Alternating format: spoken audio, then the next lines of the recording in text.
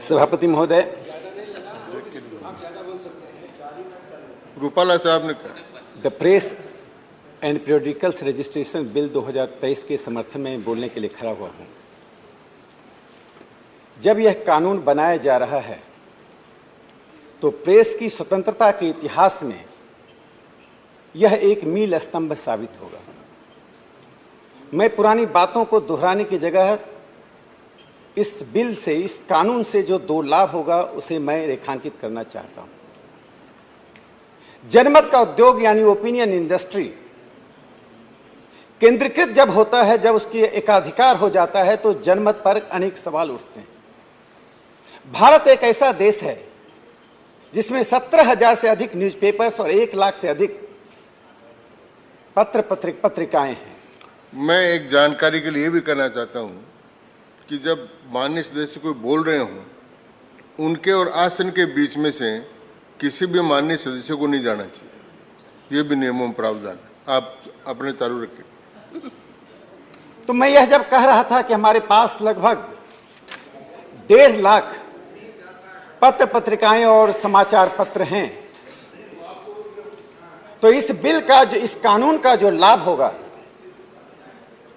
जब जनमत स्थानीय स्तर पर उपजता है, जो जिला, तहसील और कस्बों में उपजता है अखबारों से और पत्रिकाओं से जिन पर जिलाधीशों का इतना नियंत्रण होता था, छोटे अखबारों पर, छोटी पत्रिकाओं पर जिला के अधिकारियों का दबाव इतना अधिक होता था कि फ्रीडम ऑफ प्रेस बाधित होता था, जो नई दिल्ली तक पहुंच नहीं पाता था।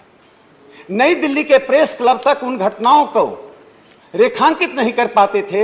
इसलिए यह जो कानून बनाया जा रहा है, इसके लिए मैं भारत के प्रधानमंत्री श्री नरेंद्र मोदी जी को बहुत साधुवाद देता हूं कि उन्होंने प्रेस की स्वतंत्रता के क्षेत्र में न सिर्फ एक औपनिवेशिक कानून को समाप्त किया, बल्कि जनमत के क्षेत्र में विविधता, बहुतायता और बहुलता को प्रोत्साहित किया है। मैं माननीय मंत्री जी को इस बात के लिए बधाई देता हूं, इस बिल की ड्राफ्टिंग करते समय उन्होंने सभी औपनिवेशिक बातों को हटाया है। सभापति महोदय, मैं 2 बातों को रेखांकित करना चाहता हूं कि यह बिल क्यों महत्वपूर्ण है। इस देश के इतिहास का एक विडंबना है कि जब देश स्वतंत्र हुआ 1947 में, उसके पहले इस देश में अखबारों ने एक बहुत महत्वपूर्ण भूमिका निभाई। तिलक का केसरी और मराठा, बिपिन चंद्र पाल का वंदे मातरम, मालवीय जी का अभ्युदय और लीडर, मोतीलाल घोष का अमृत बाजार पत्रिका, मोतीलाल नेहरू का इंडिपेंडेंट, ऐसे जो अखबार और समाचार पत्र थे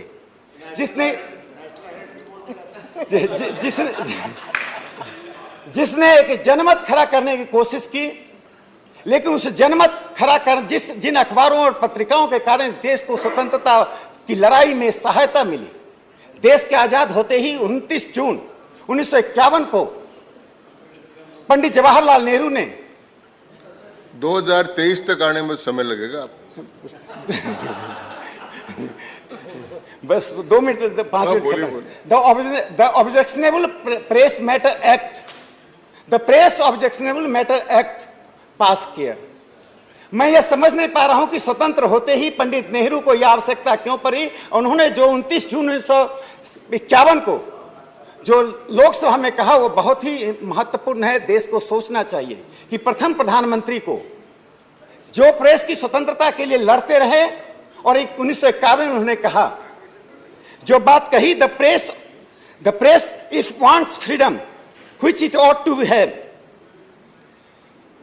प्रेस को स्वतंत्रता चाहिए, इसको होना चाहिए, लेकिन इसके लिए उनमें बैलेंस ऑफ माइंड होना चाहिए, यानी मस्तिष्क में संतुलन होना चाहिए, जो शायद ही इसके पास होता है या कभी कभी होता है। प्रेस पर इतनी आपत्तिजनक टिप्पणी 1951 में हुई, उसी का परिणाम हुआ कि 1975 में, सभापति महोदय, जो 2 घटनाएं बहुत महत्वपूर्ण हैं। 1975 में 258 पत्रकारों को गिरफ्तार किया गया, जिसमें कुलदीप नायर भी थे, मीसा के अंतर्गत गिरफ्तार किया गया। लेकिन उस गिरफ्तारी के बाद उस दौरान भी हमारी प्रेस ने जिस प्रकार से लड़ाई लड़ी, उसका एक बहुत ही महत्वपूर्ण घटना है। फाइनेंशियल एक्सप्रेस ने 28 जून 1975 को जो संपादकीय में रविंद्रनाथ टैगोर की एक कविता को प्रकाशित किया, जिस कविता में उसने लिखा था, टैगोर जी ने कहा था, where mind is without fear and where mind is without fear head is held high. इस कविता को प्रकाशित करके जो उस समय की व्यवस्था को चुनौती दी थी, उसी समय मसानी का पत्र फ्रीडम फर्स्ट और भूमिपुत्र जो वैद्य प्रकाशित करते थे, सरकार को चुनौती दी। लेकिन मुझे आश्चर्य होता है कि प्रेस की स्वतंत्रता को बाधित करने वाले लोग इस देश की प्रेस के इतिहास को नहीं समझ पाए। इस घटना को, इस सभा को और देश को सुनना चाहिए। जब औपनिवेशिक काल में स्वदेश नाम की एक पत्रिका जो इलाहाबाद से छपती थी, उसके संपादक को गिरफ्तार कर लिया गया। गिरफ्तारी के बाद संपादक के लिए जो एक विज्ञापन छपा, उस विज्ञापन में कहा गया कि एक संपादक चाहिए। सेवा की शर्तें जो बताई गई, 2 सूखी रोटी, 1 गिलास ठंडा पानी और हर संपादकीय के लिए 3 वर्ष की सश्रम कारावास की सजा। इसके बावजूद स्वदेश के संपादक बनने के लिए एक लंबी कतार लग गई। जिस देश में प्रेस की स्वतंत्रता का इतना बड़ा इतिहास रहा हो, उस देश में आपातकाल के दौरान जब मदरलैंड, जिसके संपादक केयर मालकानी थे, संपादकों को गिरफ्तार किया जाना, अखबारों से बिजली बंद कर दिया जाना, संपादकों को बाध्य किया जाना। श्यामलाल टाइम्स ऑफ इंडिया के संपादक थे, बहुत ही प्रसिद्ध नाम है। श्यामलाल जी से उनके संपादकीय बोर्ड में एक संपादक ने पूछा कि आप अगले दिन आप क्या लिखेंगे? उन्होंने लिखा, I will be writing the cultivation of potato. अब मैं आगे लिखूंगा आलू की पैदावार कैसे होती है। जब श्यामलाल जी ने यह कहा तो यह व्यवस्था पर बहुत बड़ी टिप्पणी थी। प्रतिपक्ष नाम का एक पत्रिका थी, एवरीमैन नाम की पत्रिकाएं थी। ये सब छोटी छोटी पत्रिकाएं थी, जिसके लिए यह बिल लाया गया है, यह कानून लाया जा रहा है। ऐसी पत्रिकाएं छोटी छोटी जगहों से सामान्य लोग निकालते थे, इन सब पर प्रतिबंध लगाया गया था। लेकिन अंत में मैं जो बात स्पष्ट रूप से कहना चाहता हूं, इस देश की स्वतंत्रता को बाधित जब करना हो तो प्रेस पर लगाम लगा दिया जाए। और यह लगाम लगातार इस औपनिवेशिक कानून के द्वारा लगाया जाता रहा। ऐसी सैकड़ों घटनाएं हर साल आती हैं जब छोटी छोटी पत्रिकाओं पर जिलाधिकारी का, जिलाधीश का दबाव पड़ता है। उसके संपादक और पत्रकार उस दबाव में लिखते हैं और उसके खिलाफ संघर्ष करते हैं। मैं आपसे सभापति महोदय एक्सप्रेस टावर को भूल गया।